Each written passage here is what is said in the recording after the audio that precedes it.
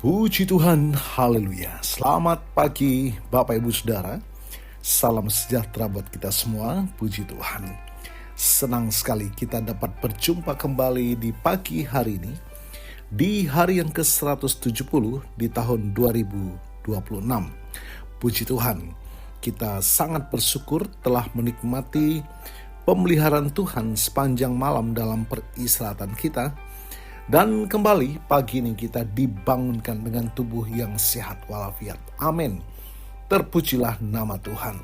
Walaupun mungkin ada di antara kita yang sedang menjalani perawatan kesehatan, baik di rumah ataupun di hospital, tetapi yakinlah kasih dan kuasa-Nya yang tidak pernah berubah sedang memulihkan, menyembuhkan saudara. Amin.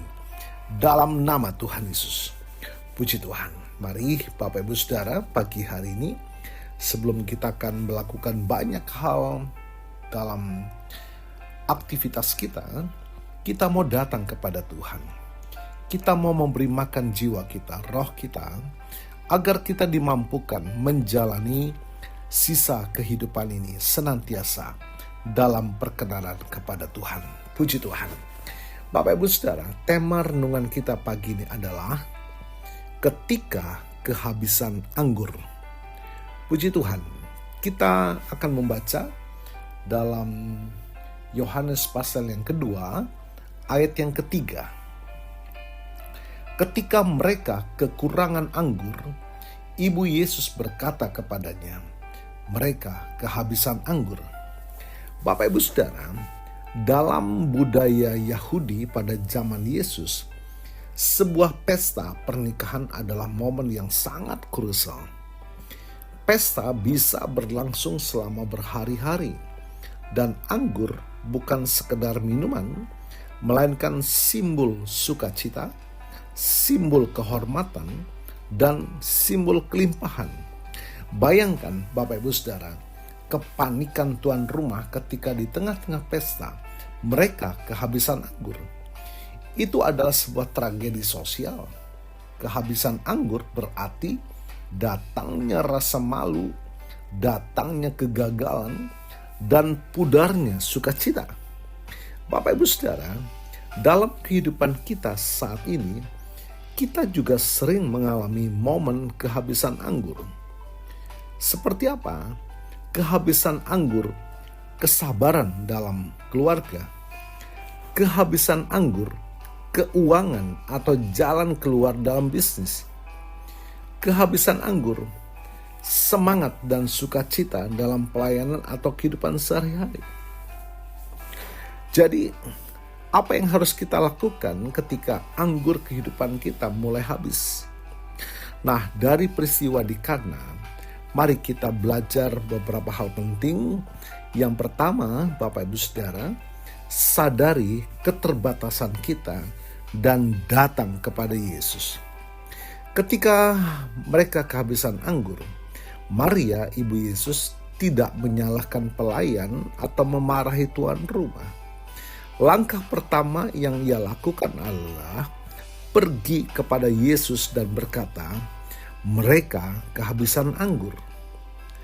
Bapak Ibu Saudara, seringkali saat kita menghadapi jalan buntu, kita sibuk mencari kambing hitam yang dapat disalahkan atau mengandalkan kekuatan sendiri yang justru makin menguras energi kita. Apa yang kita dapat lakukan Bapak Ibu Saudara? Mari akui keterbatasan kita. Datanglah ke hadirat Tuhan dengan jujur, katakan, Tuhan, aku kehabisan kekuatan. Aku kehabisan kesabaran. Bapak Ibu Saudara, Yesus selalu siap mendengarkan dan menolong. Kemudian Bapak Ibu Saudara, yang kita dapat cermati dan harus lakukan, taat tanpa ada kata tapi. Nah, Bapak Ibu Saudara, Maria memberikan nasihat emas kepada para nelayan. Nasihat yang begitu luar biasa kepada para pelayan-pelayan. Apa dikatakan Maria? Apa yang dikatakannya kepadamu, Jadi apa yang Yesus perintahkan, lakukan. Ayat yang kelima, pasal 2 dari Yohanes. Yesus kemudian menyuruh mereka mengisi 6 tempayan dengan air sampai penuh. Secara logika, Bapak Ibu Saudara, ini perintah yang aneh. Loh, mereka itu butuh anggur bukan air. Namun para pelayan itu memilih untuk taat sepenuhnya tanpa berdebat, tanpa ada kata tapi. Puji Tuhan. Bapak Ibu Saudara, mukjizat seringkali dibungkus dalam bentuk ketaatan yang nampaknya tidak masuk akal bagi logika kita. Ketika Tuhan meminta kita tetap mengasihi orang yang membenci kita, atau tetap memberi di masa sulit, lakukan saja. Ketaatan adalah ruang kelas tempat mukjizat itu diproduksi. Yang berikut Bapak Ibu Saudara, Yesus menyediakan yang terbaik di akhir. Ketika pemimpin pesta mengecap air yang telah berubah menjadi anggur itu, ia terkejut. Karena apa? Kualitasnya yang luar biasa. Ia berkata, setiap orang menghidangkan anggur yang baik dahulu, kemudian yang tidak baik. Tetapi engkau menyimpan anggur yang baik sampai sekarang. Ayat yang ke-10. Bapak Ibu Saudara, dunia seringkali memberikan yang terbaik di awal. Seperti janji manis, kesenangan sesaat. Namun meninggalkan ampas dan kecewaan di akhir. Itulah dunia, senang di depan, namun diakhiri dengan kekecewaan, keputusasaan, dan sebagainya. Tetapi bersama Yesus, Bapak Ibu Saudara, akhir hidup kita selalu dirancang lebih baik daripada awal kita. Jadi Bapak Ibu Saudara, kehadiran Yesus di pesta pernikahan Kana mengubah potensi rasa malu menjadi kemuliaan. Mengapa? Karena Yesus ada di sana. Jika hari-hari ini Anda merasa hidup Anda sedang tawar seperti air, atau Anda merasa sukacita Anda telah habis, ingatlah bahwa Yesus belum selesai bekerja. Bawa tempayan hidupmu yang kosong kepadanya, taati firman-Nya, maka Dia sanggup mengubah air mata menjadi mata air. Katakan amin. Kemuliaan yang Dia sediakan bagi kita. Puji Tuhan. Mari kita mau belajar dari kisah ini. Dengar firman Tuhan, lakukan firman Tuhan tanpa banyak alasan. Haleluya. Kita akan melihat tangan Tuhan yang sanggup bekerja, menolong, membukakan jalan bagi kita. Puji Tuhan. Haleluya. Betapa indahnya Bapak Ibu Saudara, kita menikmati pemeliharaan Tuhan di dalam ketaatan kita kepadanya.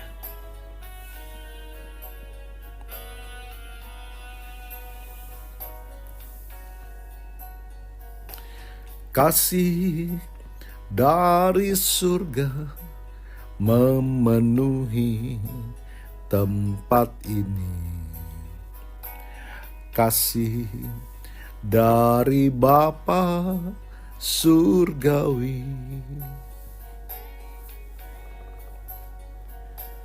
kasih dari Yesus mengalir di hatiku, membuat damai di hidupku. Biar kasih-Mu Tuhan mengalir, kasih dari tempat tinggi, mengalir kasih dari tata Allah Bapa, mengalir mengalir dan mengalir, mengalir memenuhi hidupku. Bapa, kami mengucap syukur firman-Mu mengingatkan kami, menyadarkan kami akan perjalanan iman kami. Sungguh Tuhan, jikalau Engkau ada bersama dengan kami, Engkau membuatnya segalanya menjadi lebih baik dan lebih baik. Biarlah Tuhan perjalanan hidup kami setiap langkah, Engkau berotoritas dalam hidup kami. Diberkati kami semua pagi hari ini. Dan hamba-Mu berdoa bagi Bapak Ibu Saudara yang menikmati berkat pertambahan usia berulang tahun hari ini, baik ulang tahun kelahiran maupun ulang tahun pernikahan dalam rumah tangga saudara.